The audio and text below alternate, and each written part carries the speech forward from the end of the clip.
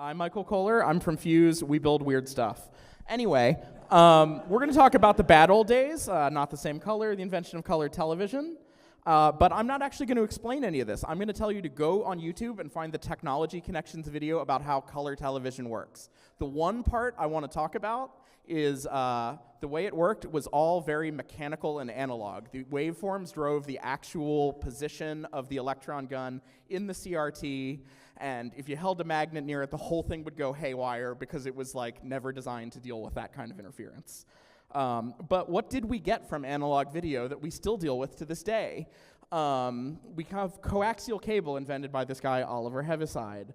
BNC connectors, nice and round and, from that generation. And the idea that cable needed to be 75 ohms instead of 50 ohms, which we'll explain a little bit later. But first, very importantly, has anyone seen the musical Cats? Does anyone know where the mythical, weird cult afterlife Cats place was called? Close. Heaviside, named after that guy in the previous slide, because the Heaviside layer was what he named the ionic layer that radio waves bounced off of, which allowed transatlantic radio to happen. And everybody in that time knew about him for that. Oh, there he is. The Heaviside layer in the ionosphere. So now you know where that line in that song came from. So a bunch of other analog video stuff. 75 ohm cable, we've got signals traveling down wires at 2/3 the speed of light. We have this idea that the ratio of current and voltage in a line is the characteristic impedance, and we want it to be 75 ohms. And neither of these schematics actually have anything to do with video. They're both from a vape. That was a trick, I'm sorry. Why are we doing 75 ohms?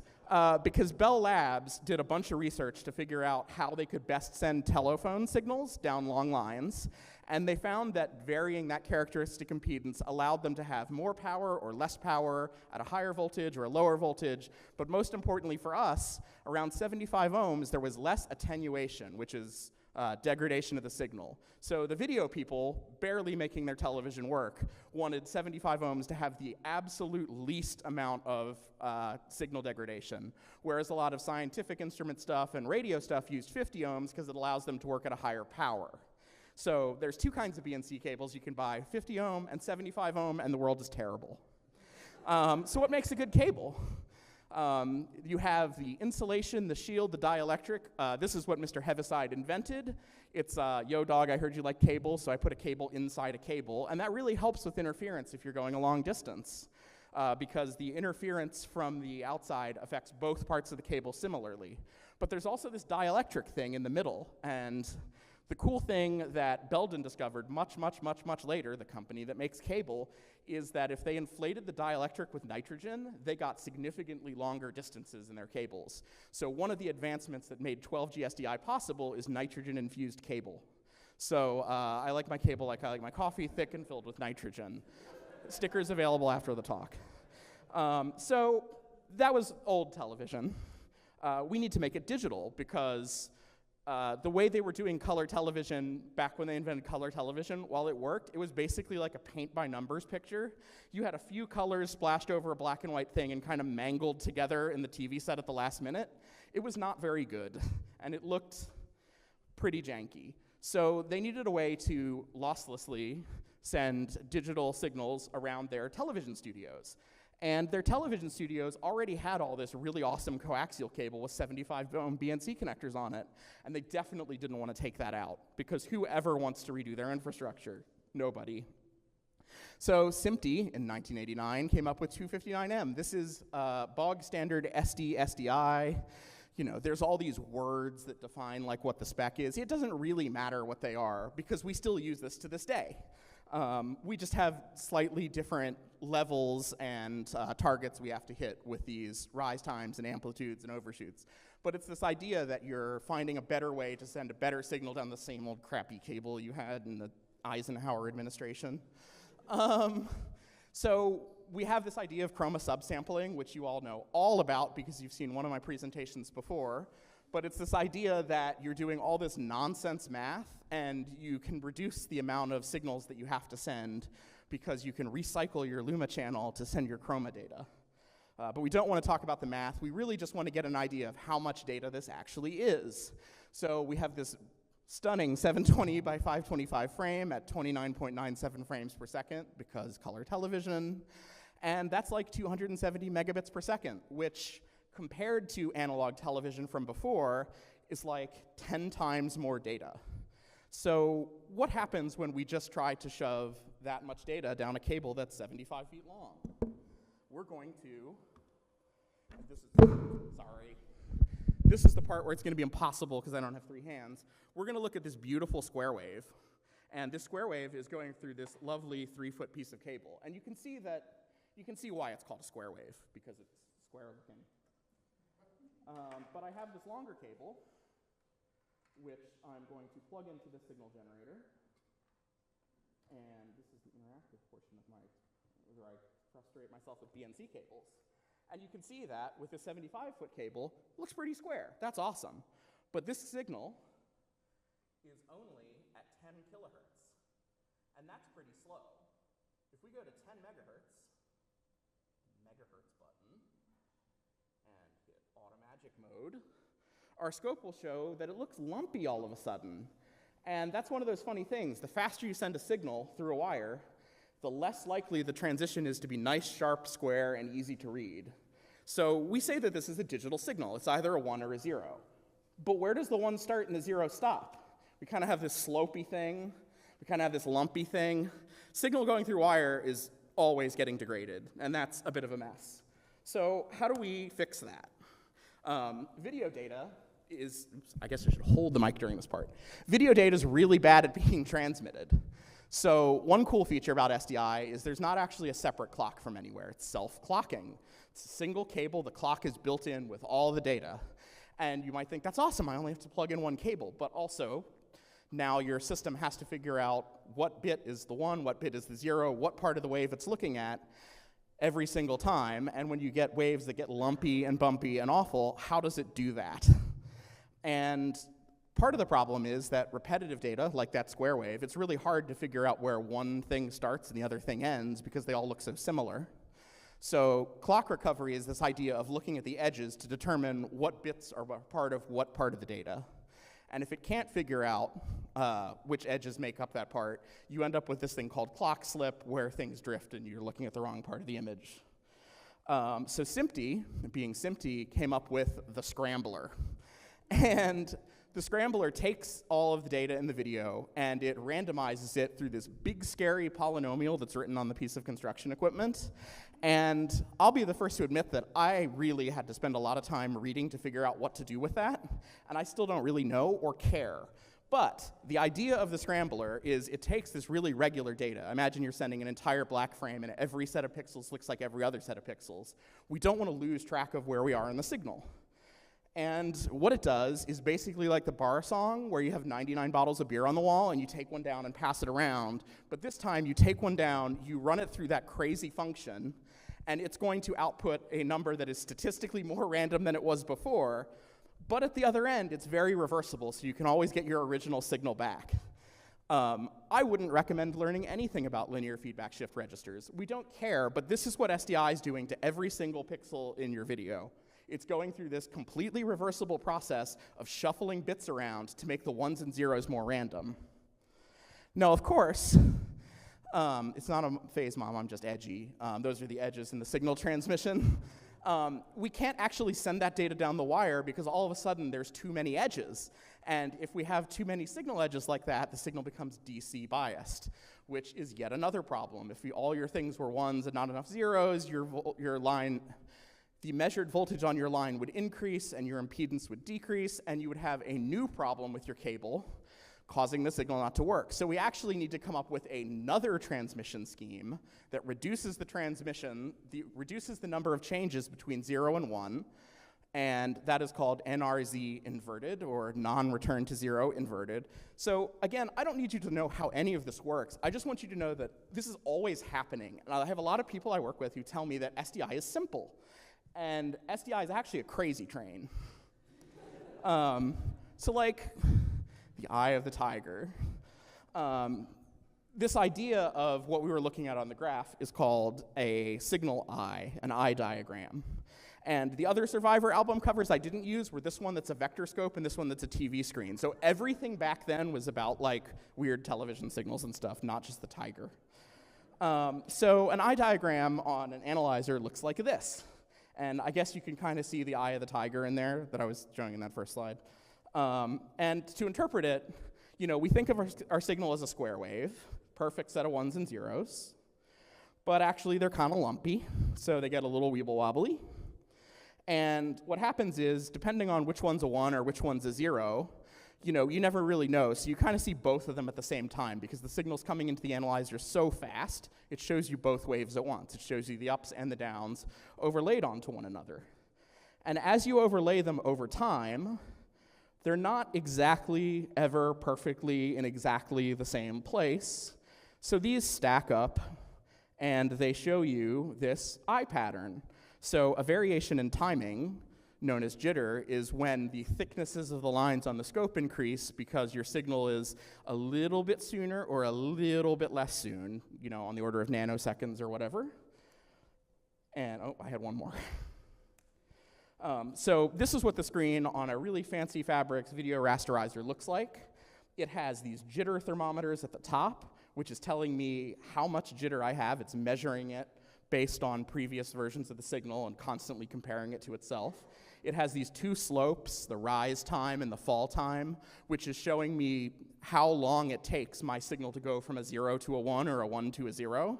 And obviously, if this were a digital signal, it would just be a flat line, right? Well, nothing's really digital. It turns out everything takes time to do. Even if you're instantaneously turning something from a 0 to a 1, you have this finite measurable amount of time between those transitions. And all of that gets screwed up the longer the cable you're going through, or the worse the cable you're going through is.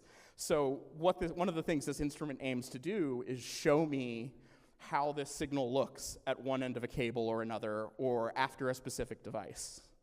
So it's this awesome vibe check, because you can just kind of look at it, and after a little bit of experience, be like, yeah, that's a cool, clean signal. Ooh, there's something wrong here. But these units cost a fortune, so I'm very lucky to have one here and be able to use it for testing. But not all the signals that wander are lost, because in the physical layer, these are all good signals. And you can see that a 3G cable at 6 feet versus at 75 feet, you can still kind of see all the parts of the eye diagram. 6G, it's getting a little sketchy at 75 feet. But at 12G, that signal is very rough. But it's still able to figure out what it is.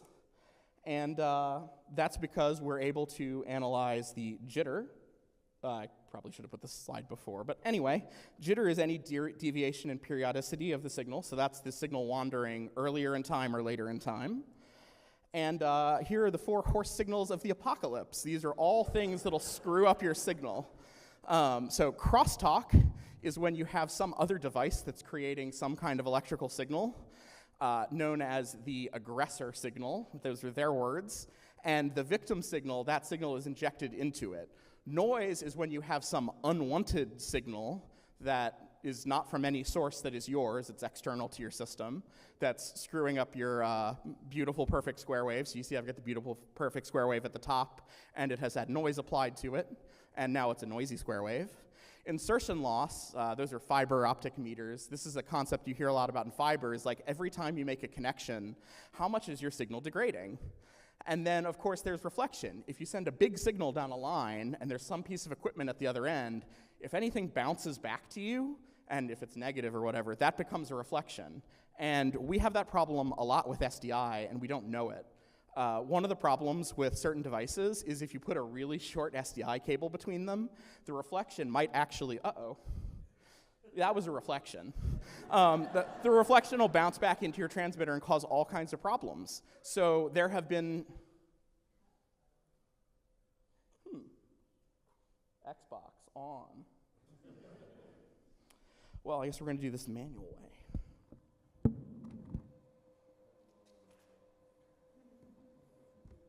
In which I give up on the whole having a nice QC monitor thing.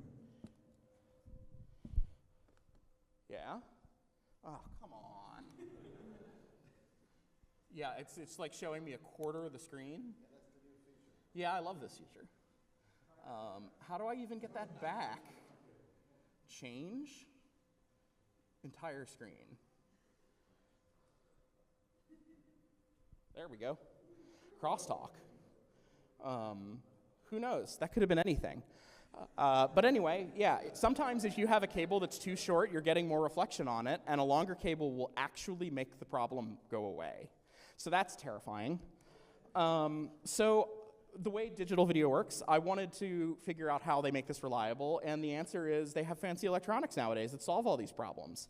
And the miracle is in the receiver. So I built a DA. It is here. It does about 12G. At 12G, it's a little messy. But how do you build a DA? Well, you buy a DA chip from this company called Semtech. These are the same people who brought you SDVOE and LoRa radio, but they make a lot of SDI stuff. And somewhere in their documentation, they have a cable equalizer and a reclocker. It's some magic. And an equalizer is a device that restores an attenuated signal by adjusting the gain. That's the boilerplate text they put in the manual to tell me that they do that. And a reclocker minimizes jitter by respacing the bit stream to be more stable. So it's fixing those problems that long cables introduce. So I'm going to put this together and show what happens when you don't have those features. I thought I can just do it this way.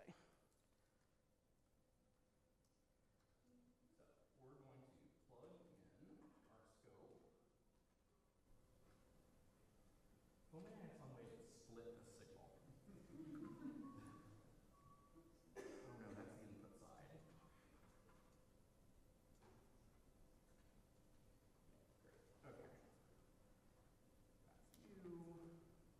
Only I had some kind of splitter.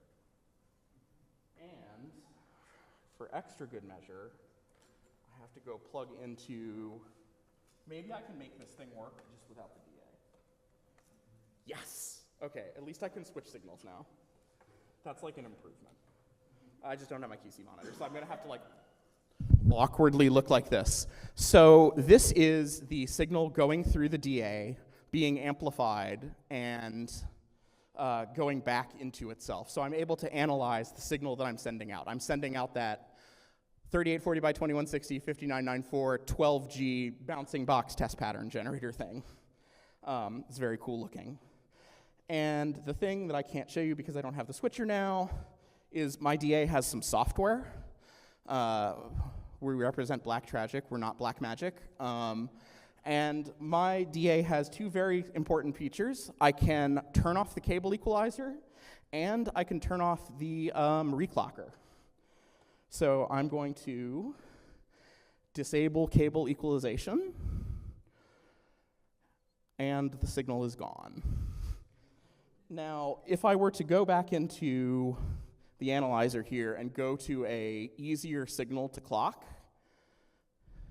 if I go into 1920 by 1080, it is actually able to pull that signal even with equalization turned off. But at 12G, it has no hope of recovering that signal. It was very mushy. It doesn't look very great. Now, I can turn the cable equalizer back on. It'll blink for a second, and it'll get ever so slightly nicer. It's really hard to tell, especially at 3G. I'll press the button one more time, disable. Oh no, it's looking it up in the dictionary for me. Disable, yeah, it didn't even blink that. Oh my God, actually click the button. Is not bypassed, it's disabled. Okay, great. The other thing I can do is I can adjust the reclocker, which is kind of that left to right time shift. Once again, I can disable that. And you can see all of a sudden I'm getting all these CRC errors in the bottom left. So while we're still able to see the signal, we're having a lot of problems. And one of the things that you can learn from using a scope like this in production is when you see errors appearing, while you do have something on screen, you are in a bad place. Like, the screen could take hits at any time. Like, this is, to me, like a sign of a bad cable, although we created that by making the DA be bad. And if I put the reclocker back on, the frequency of those errors should drop out considerably. Yeah, it's been okay for 3, 4, you can see it counting up. So just by turning features of the DA on and off, you're able to reintroduce the problems the DA is fixing. So the takeaway I want you to have from this is Modern chips and electronics fix a lot of these cable length problems for you, and that's really awesome. But a lot of really careful design consideration has to go into these devices in order to do that correctly. And if you're having some problem, maybe try another box. Like, they're all built differently. Some of them use FPGAs, some of them use dedicated silicon. They have different algorithms for doing this signal fixing. That's not really part of the standard. So it's kind of the wild, wild west. Okay, and there's the DA. So yeah, see, it actually like looked this word up for me, which is not what I wanted.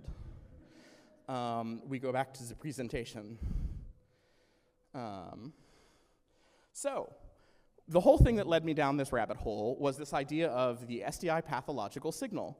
And it's that one strange symbol that the SMPTE engineers hate. I was doing a show once, and we had these weird signal glitches in one part of the show with one specific piece of content. How is that possible? Well, there's this idea with the scrambler that SMPTE fucked something up. And it turns out that it doesn't always produce perfectly random data all the time. The Japanese scientist Takeo Iguchi in 1992, same year as the Dark Territory movie, wrote a paper finding the two problem areas in the SDI scrambler, and he defined a way to produce, quote, the most undesirable signals that are still possible to pass over SDI. So this is like the worst possible content you could have, except it's not really content. Anyway, I joined SMPTE for a month. It is less expensive than Nintendo Switch Online, and I downloaded these two papers to read them. One of them is from 1992, the other is from 2011, and the one from 2011 has a lot of interesting information about what this means in a 12G world. But the first pathological signal is a giant pink rectangle, and you can trick the scrambler into creating long lengths of zeros or ones, which cause the voltage to become unbalanced and could potentially cause problems. So 19 zeros followed by a single one, or 19 ones followed by a single zero, is the maximum amount of wandering DC signal you can have. And it's produced by this 0x300, 0x198 10-bit color, which in 10-bit is this weird color of pink. There's another one, the low frequency data test, which is the scrambler generates this pattern, which screws up the reclocking circuits, so it may not fix DC, or it may not fix jitter as well. And that's 20 zeros followed by 20 ones, and that's 0x200 by 0x100. So it's this big gray thing. And at 12G, my first question is like, how do you actually create this signal at 12G? Because as we know, 12G is actually just 4 3G signals in a trench coat. And thankfully, this Texas Instruments documentation showed me what the trench coat is, and it shows how the luma and chrominance values are arranged. And you could actually reconstruct this pattern using these interleaved bits, but it's a little bit of a pain because you have to think about the 12G output as 4 separate channels that are kind of interleaved in a B, C, D, C, D pattern, which is really confusing and annoying. So I did all my testing at 1080p. And is it actually possible to stumble across this in the wild? I asked myself, not knowing the rabbit hole I was about to go down. And I was like, sure, I'm gonna get my computer, I'm gonna make the screen pink, I'm gonna get the Blackmagic BiDi HDMI 3G. I plug it in, I look at the scope, and the numbers just kind of drift all over the place. So that box, for a solid input, doesn't provide a solid output. And I didn't want to look into that anymore because I enjoy sleeping at night. So then I went down the $100,000 solution. I grabbed a D3 off the shelf. I put it into 10-bit mode. I screwed around with the RGB color module, which does work in 10-bit, I learned. And yeah, you can get it to make those exact 0x110, 0x200 values, and the data's totally fine on a scope. Like, I put it through like a 100-foot cable, no problems. So while pathological signals can stress serial receivers, manufacturers of routing and distribution ICs, Semtech, or whatever, have generally solved the associated technical issues in 2011. It's a great test pattern for making sure that your cable is like fine, and you're making sure if you're designing a receiver that it's complying with standards. But like every receiver made since like 1992 has no problem with these signals. It's totally designed for it. They mention in the documentation that it's designed to fix pathological signals. So I went down this whole rabbit hole about like, could somebody's content have possibly been the pathological signal? And the answer I basically came to is no, probably not. SDI is a crazy, crazy, crazy signal, And for that project, we were probably using HDMI anyway. So we're going to talk about HDMI in about 5 minutes. And except we're not going to talk about HDMI because the HDMI licensing people will come after me. We're actually going to talk about DVI because it's only HDMI if you pay for a license, otherwise it's just sparkling DVI. And I can't do this as thoroughly as the gentleman from Lightware would have liked because I only have 45 minutes. But anyway, we all know what EDID is, and we all know that EDID sucks. I don't want to talk too much about it, but like EDID is an I2C signal. I2C is how they write that out. It stands for inter-integrated circuit. They have two I's. It becomes squared. Ha-ha, electrical joke. So I2C, inter-integrated circuit. That means within an integrated circuit. This is designed for 2 chips on a board to talk to one another. So we put it at either end of a 50-foot HDMI cable and hope for the best. So a lot of cable distance issues are just like the low voltage I2C signal that connects the receiver to the transmitter just can't get through the wire. So that part of HDMI sucks. We know it. We're just going to ignore it. But okay, HDMI is basically just DVI. And how does DVI work? Well, there's 19 pins. There's 3 high-speed clock pairs, not just a single self-clocked source. There's also a clock pair. And there's a whole bunch of other low signals, power, whether it's plugged in or not. None of that really matters. But we're going to pretend that everything's 8-bit. I know we live in a 10-bit plus world now. But if you have a red pixel, it's 255.00. If you have a yellow pixel, it's 255.0. This is a really simple way. We're not doing any of that component video nonsense. You remember that whole slide of math explaining how, oh, I've got a red pixel and it maps to these crazy values? We don't need any of that. This is very easy for people to understand. And because we have 3 pairs, we send the red pixels down one, the green pixels down another, the blue pixels down another, and we still have 13 wires left over. So these are actually differential. And what's awesome about differential signals is because you have 2 wires and they're twisted together, any of those 4 horsemen of the interference apocalypse things, they tend to cancel one another out because what we're doing is we're taking the delta between the 2 signals, one of them's positive, one of them's negative, and that way, if we get some weird noise voltage, the noise is positive on both of them, and it just cancels out in the subtraction. So a differential signal is a really cool way to deal with a lot of interference and crosstalk.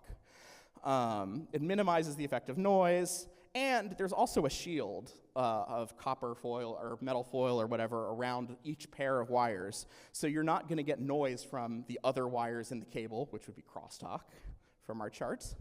So in our imaginary DVI cable, we have these 4 lines. There's a clock there's a clock link, which is tick, tick, tick, next, next, next, so it knows where a set of pixels start and where a set of pixels ends. And for every tick of the clock, it's sending 10 bits of data down that line, at least in this traditional way. So this is a way to ensure that, well, that's how it sends the data. Once again, if we have long runs of 1s or 0s, we end up with DC balance problems, because if we have too many 1s, the seesaw goes the wrong way. That's a terrible graphic. Anyway, the signals have to be DC balanced. And we came up with a way to do that. And we named it something that somebody else came up with to do the opposite. So there's this idea of 8-bit, 10-bit encoding, which is where you're representing 8 bits of data with 10 bits worth of possible combinations of electrical 1s and 0s. So you're fitting less into more. And what's really awesome about fitting less into more is you get to pick which ones you use. So if you have 2 signals that have a 1 and a 0, 2 1s very close to one another, and you don't want it to do that, you can just not pick that number because it's not balanced. So DVI decided to go build their own version of 8-bit, 10-bit encoding, which minimizes the repeated symbols in order to improve the DC balance. Now, of course, IBM already had something called 8-bit, 10-bit encoding that was used in PCI Express, computer buses, all sorts of things. And the point of that was in order to maximize the number of those transitions, the exact opposite of what DVI wanted. So naturally, they just named it the same thing, which I love because you can Google how does 8-bit, 10-bit encoding work, and you get opposite answers. But anyway, what's really cool about that is because you're only ever putting 8 bits into 10 bits, you have a 1-to-1 mapping of possible pixel values to what sequence of 1s and 0s being sent down the cable. So the scrambler depends on data from the previous pixel. So the scrambler is always changing things. It's this very complicated algorithm that the chip and the device needs to perform every single time it's looking at a row of pixels. For TMDS, which is the transition minimized signaling, what this method is ultimately called by DVI, there's only one possibility. So you could actually just have a big table of pixel values, and every time you see that pixel value, just output the same set of ones and zeros, which makes it much, much, much simpler to implement in an FPGA or a conference badge, because there's so few choices. So this slide doesn't really have anything that I didn't just say. Just skip it. There is this whole algorithm to calculate which bit is which using our friends XOR and XNOR, but we're getting into the math stuff again, and it doesn't matter. I'm just trying to show you the high-level difference in complexity between these protocols. So what did we get here? That's a lot of data. We have 250 megabits per second of red, green, and blue, versus with SDI, we had it all crammed into 270. So the interesting thing here is that SDI is sending way more data, because it's sending the full color picture down a single cable, whereas we're able to kind of split it up a little bit and have 3 signals go down 3 separate wires, but it makes it simpler to write the logic to encode and decode it. So it's an interesting trade-off between I'm going to put a whole bunch of wires in my cable, and I'm going to twist them, and they're only going to be good for 6 feet, and they're going to have this crazy proprietary connector, versus, oh yeah, this is the old cable we always used. Let's just cram more and more and more video down it. So now, looking at sort of the comparison, the 50,000-foot view between them, SDI is single-ended. It's just that single signal versus differential with the twisted wires. There was a single transmission line in SDI. That's your legacy coax cable.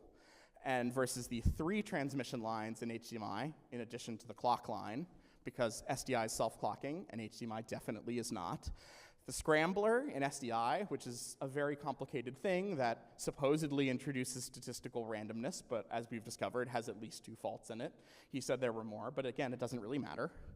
And in TMDS with HDMI, there is no scrambler, asterisk, asterisk, because in HDMI 2.0, they put the scrambler into HDMI, so we're doomed.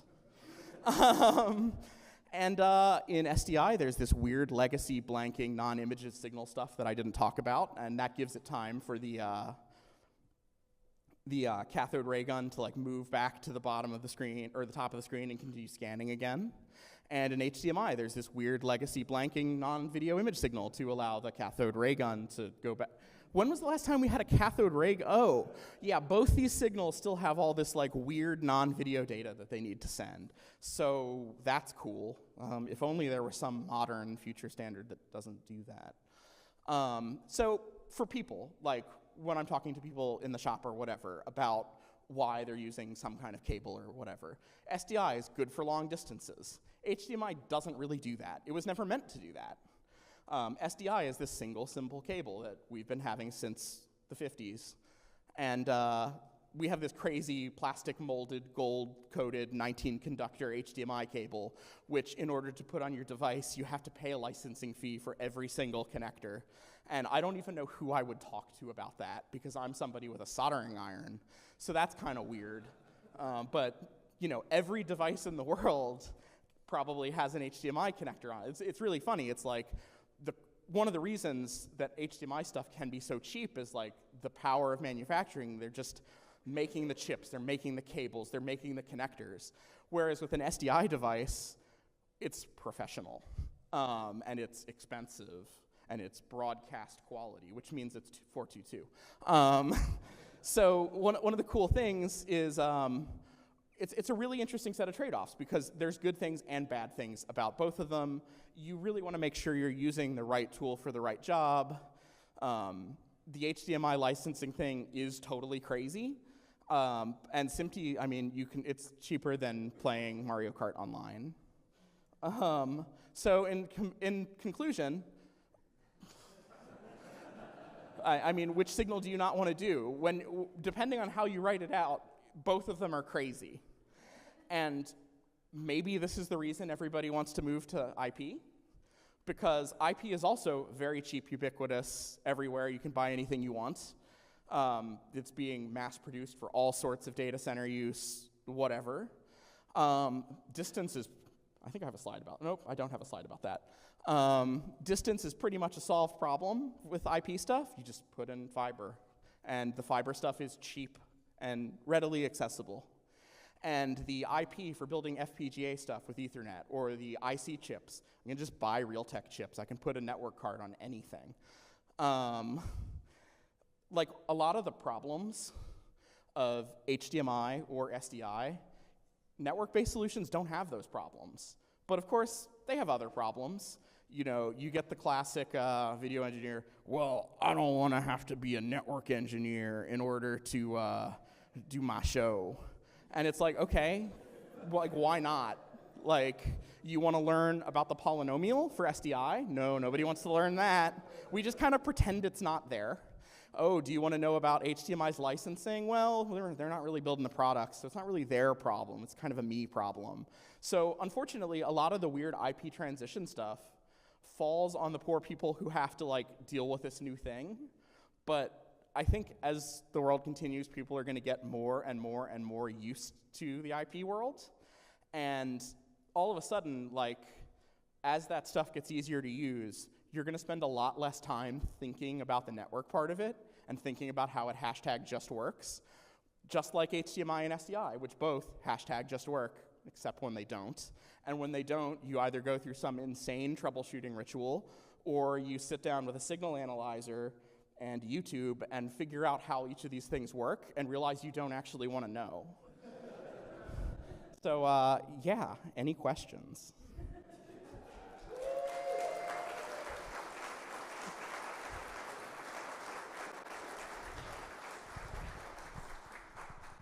I see Scott, just because he's taller.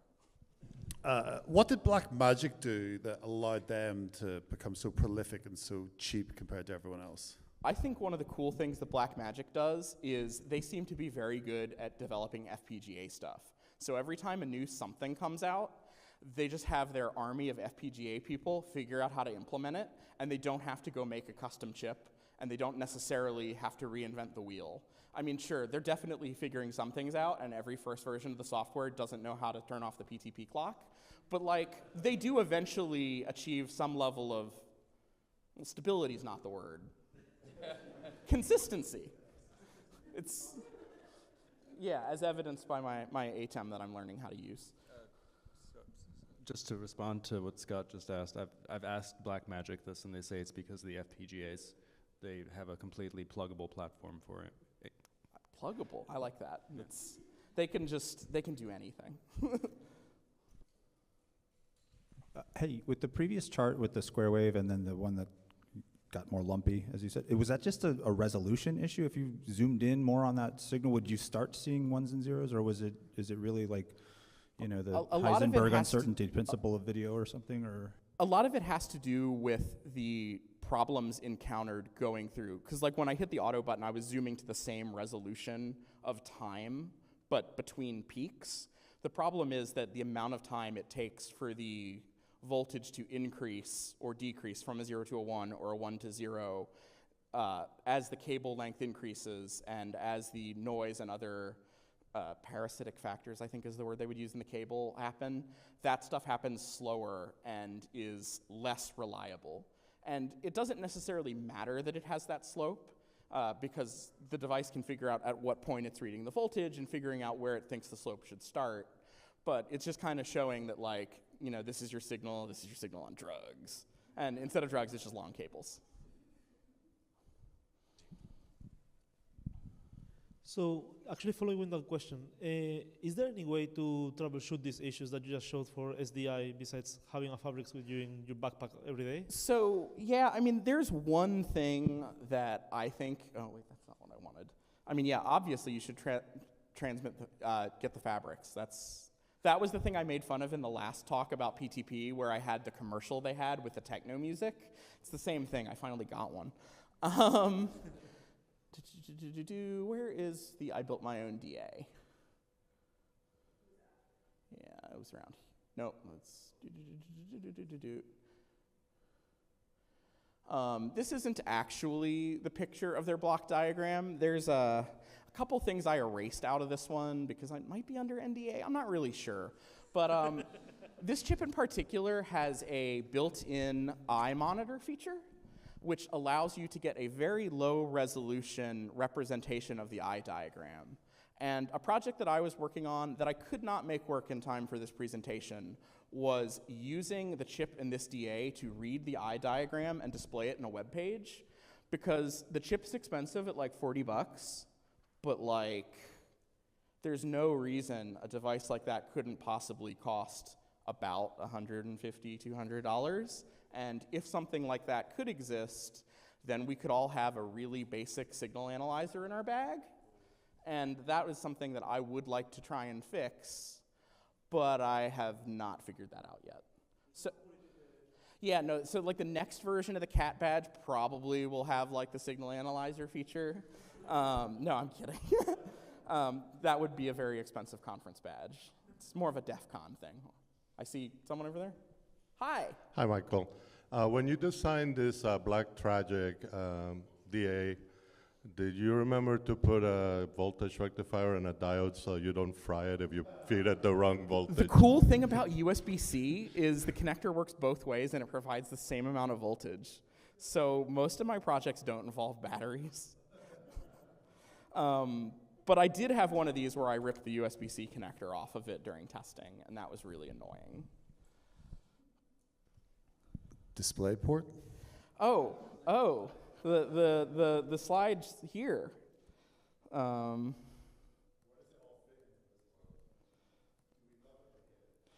I think DisplayPort is a really thing. I didn't actually make any slides past this. I think I just have, Guess what? They use both TMDS and the scrambler. DisplayPort was never really meant to go any distance. There's all these great stupid DisplayPort tricks, such as you can plug 3 monitors into a single DisplayPort output. And I wrote Life in the Fast Lanes because that was probably going to become a meme at some point, because DisplayPort thinks about video in different length lanes.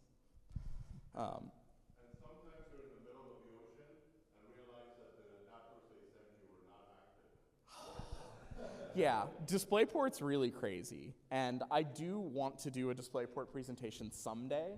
I don't know where it fits, but I think the most interesting thing that I was going to go down the DisplayPort rabbit hole about is why are GPUs all DisplayPort versus all HDMI, and like why are TVs all HDMI and DisplayPorts are all, and it comes down to licensing, politics, and like this idea of manufacturing and chips once again, because there are very, very, very few companies making DisplayPort chips, whereas everybody's making HDMI chips because every TV has HDMI.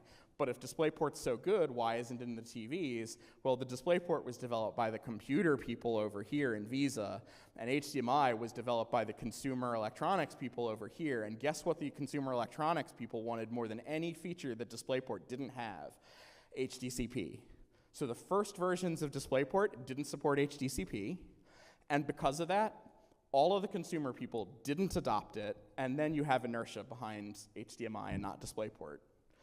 And the graphics card people, the best description I could find is that when you're designing the serializer circuitry on the GPU, the DisplayPort signal is closest to what the GPU is dealing with natively as far as signals go. It's more like PCI Express. It's a more compact logic block than is needed to generate the TMDS signals needed for HDMI.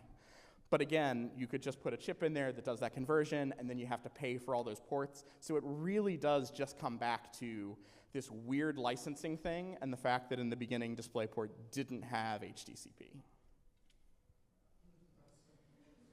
So yeah, HDCP, the feature we don't want. But alas, needed. Anybody else? See one there. I'm sorry, that's all of them. This one.